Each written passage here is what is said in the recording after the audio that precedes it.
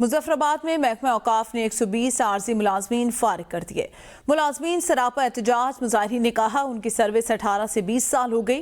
तमाम मुलाजमीन की उम्र 50 साल से भी जायद। उन्होंने वजीर आजम आज़ाद कश्मीर, वजीर औकाफ, सेक्रेटरी औकाफ से मुतालबा किया कि हस्ब साबिक हमें बहाल किया जाए।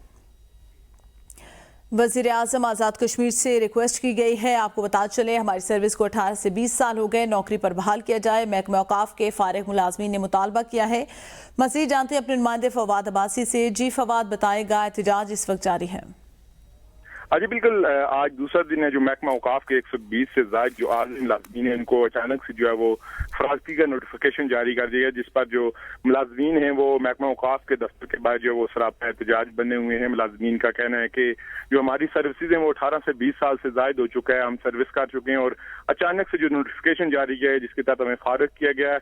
मुलाजमीन का ये भी कहना है कि ये महकमा औकाफ जो है वो एक नीम सरकारी अदारा है जिसे गवर्नमेंट के जेर अंडर तो आ रहा है, लेकिन इसके बावजूद भी हमें फारिग किया गया है। उन्होंने वज़ीर आज़म आज़ाद कश्मीर से और चीफ सेक्रेटरी से और सेक्रेटरी औकाफ से मुतालबा है कि हमें फिर फौज जो है वो बहाल किया जाए बसूरत दी, और इनका यही कहना था कि हम सेक्रेटरीट की तरफ भी मार्च करेंगे। जी सही, बहुत शुक्रिया।